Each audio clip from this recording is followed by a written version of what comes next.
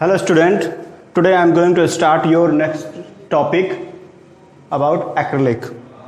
हम लोग ने पिछले वीडियो में बहुत सारे सिंथेटिक फाइबर्स के बारे में पढ़ा हुआ था, ठीक है ना। अब आगे जो दो फाइबर्स बचे हुए हैं एक्रिलिक और प्लास्टिक के बारे में आज हम लोग डिस्कशन करेंगे।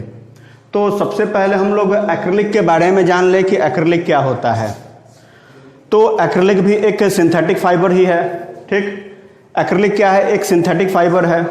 और एक्रिलिक जो है वो आपको इसकी प्रॉपर्टीज जो है वो वूल से मैच करती है, ऊन से मैच करती है। एक्रिलिक को पॉली एक्रिलोनाइट्राइल से के जो पॉलीमर हैं उनसे बनाया गया है। तो देखिए हम लोग एक्रिलिक के बारे में। सबसे पहले एक्रिलिक क्या है? Acrylic is a synthetic fibre, ठीक है ना।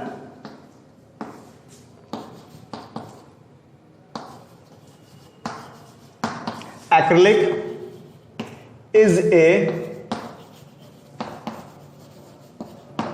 synthetic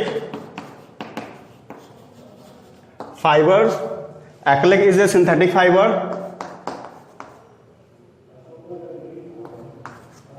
Its properties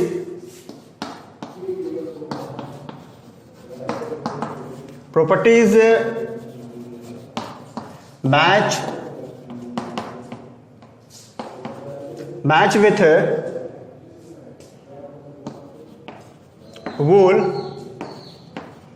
with wool, so it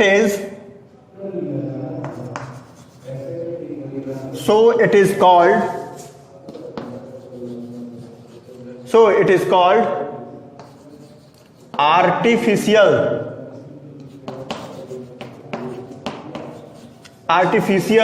wool। इसलिए इसको क्या कहते हैं? आर्टिफिशियल वूल कहते हैं। Acrylic is a synthetic fibre, its properties match with wool, so it is called artificial wool. Acrylic की प्रॉपर्टी जो है वो बिल्कुल वूल से मैच करती है और वूल के सब्स्टिट्यूट के रूप में ही एक्रिलिक को बनाया गया है। क्योंकि वूल जो है वो एक नेचुरल फाइबर होता है। वूल क्या है? एक नेचुरल फाइबर होता है, इसलिए वूल जो है वो थोड़ा एक्सपेंसिव होता है। इसलिए साइंटिस्ट जो है वो हमेशा ये प्रयास करते हैं कि कुछ ऐसा सिंथेटिक बनाया जाए, हर प्रकार के जितने भी नेचुरल सिंथेटिक हैं उसका सब्स्टिट्यूट हमेशा खोजते रहते हैं ताकि वो ज़्यादा से ज़्यादा लोगों के बीच में रहे। नेचुरल फाइबर जो होता है वो कॉस्टली हो जाता है और वो ड्यूरेबल भी नहीं होता है। तो इसलिए वूल के सब्स्टिट्यूट के रूप में आपको एक्रिलिक को बनाया गया और एक्रिलिक के फाइबर जो हैं वो आपको वूल के जैसा ही होगा और ये उसकी तुलना में क्या होगा? इनएक्सपेंसिव होगा, मतलब कि चीप होगा, उससे ज़्यादा ड्यूरेबल भी होगा, ठीक है ना। तो एक्रिलिक को कैसे ऑब्टेन किया जाता है? It is obtained the polymer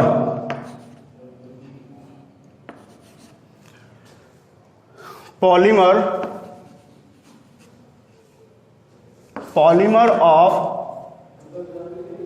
polyacrylonitrile। It is obtained by the polymer of polyacrylonitrile।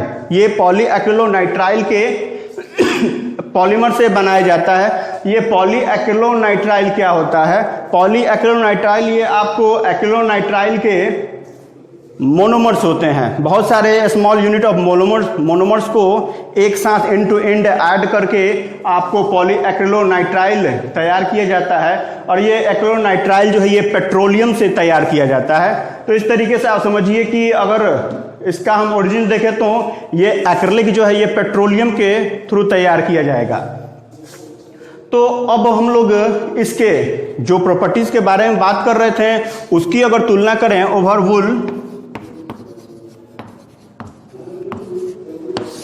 अगर इसकी प्रॉपर्टी जो है, जैसे कि आपको वूल जो है वो एक नेचुरल फाइबर है, तो नेचुरल फाइबर है तो वो कॉस्टली होता है, ठीक।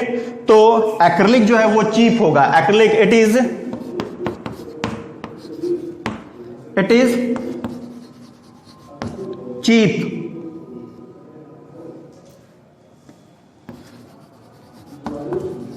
Compare to wool. अगर वूल से इसकी तुलना करें तो वूल के कंपैरिजन में ये क्या होता है, चीप होता है। It is durable,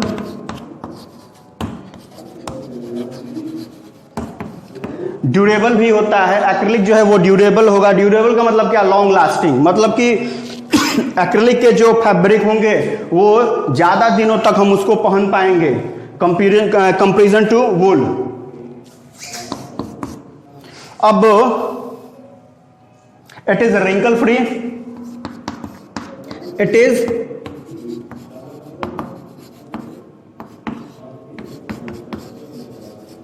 is wrinkle free. Wrinkle free मतलब क्या, रोआ। उलन क्लॉथ आप पहनिएगा तो रोआ निकल जाता है, गोल गोल उसमें पूरे स्वेटर में जो है वो रोआ निकल आता है। लेकिन यहाँ ये एक्रिलिक के फैब्रिक में ऐसा नहीं होता है, उसमें आपको रिंकल फ्री होता है वो। It is cheap compare to wool, it is durable, it is wrinkle free.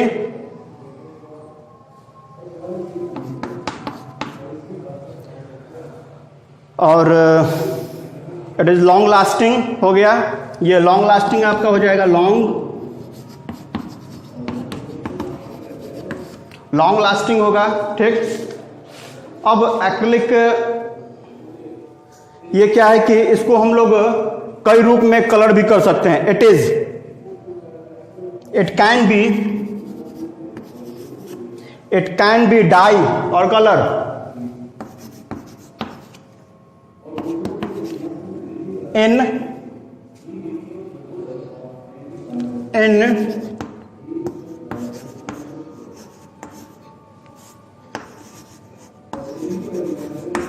in different color,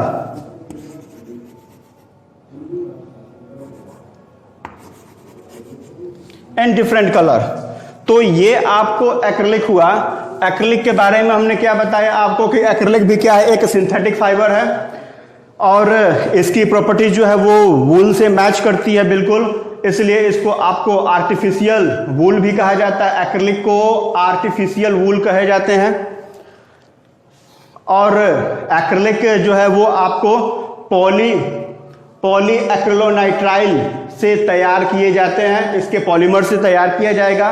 और इसकी अगर तुलना हम लोग वूल से करें तो ये चीप होगा, ड्यूरेबल होगा, रिंकल फ्री होगा और डिफरेंट कलर में इसको हम लोग डिफरेंट डाई में इसको क्या करेंगे, कलर कर सकते हैं, ठीक।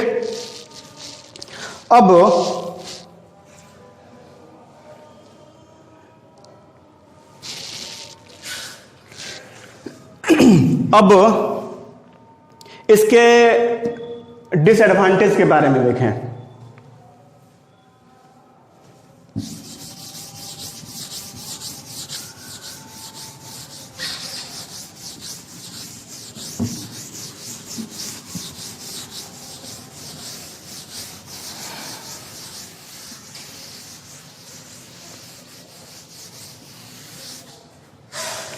Disadvantage of acrylic fiber.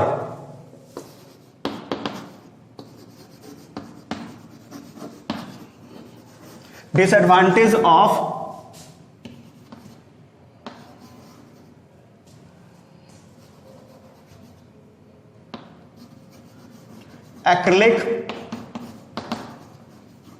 acrylic fiber, ठीक है ना।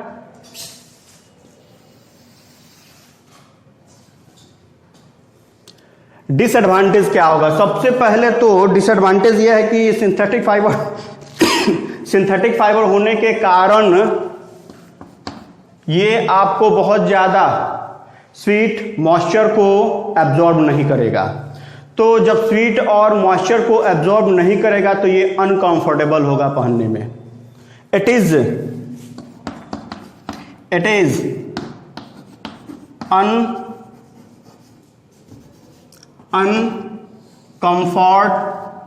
comfortable to wear बिकॉज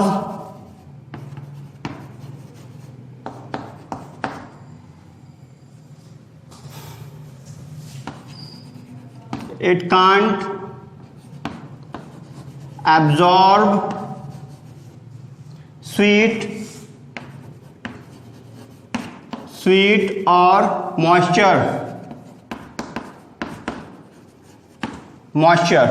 ठीक है ना। ये आपको अनकंफर्टेबल होगा पहनने में, क्योंकि ये स्वीट और मॉइस्चर को क्या करता है, एब्जॉर्ब नहीं करता है। अब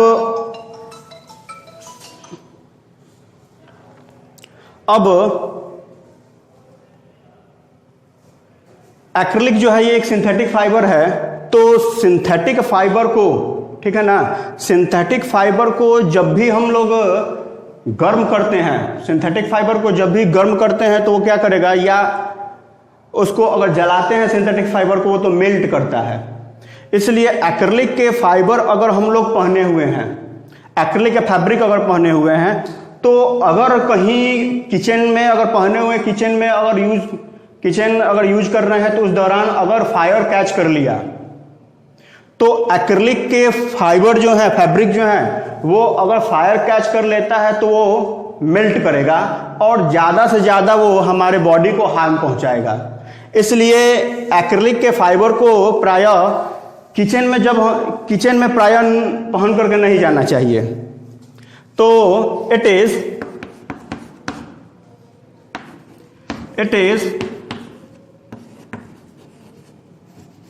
is prone to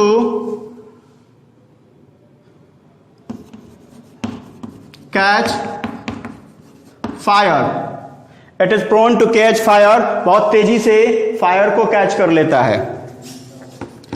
अब एक और इसका डिसएडवांटेज ये है कि it sticks to our body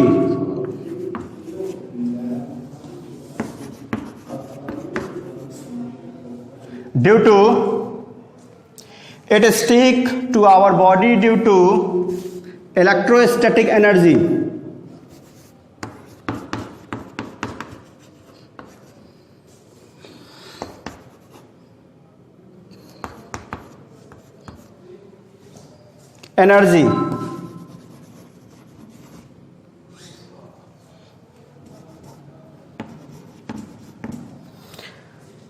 अगर एक्रिलिक के फाइबर हमारे बॉडी में रब करते हैं, तो रब करने के बाद वो इलेक्ट्रोस्टैटिक एनर्जी के कारण हमारे बॉडी में स्टिक कर जाते हैं। तो ये आपका एक्रिलिक के फाइबर हुए। एक्रिलिक के फाइबर के अब इसके एक्रिलिक के फाइबर के जो यूज हैं वो क्या है कि एक्रिलिक के फाइबर के जैकेट्स बनाए जाते हैं, एक्रिलिक फाइबर के स्वेटर बनाए जाएंगे, शॉल बनाया जाएगा, ठीक है ना।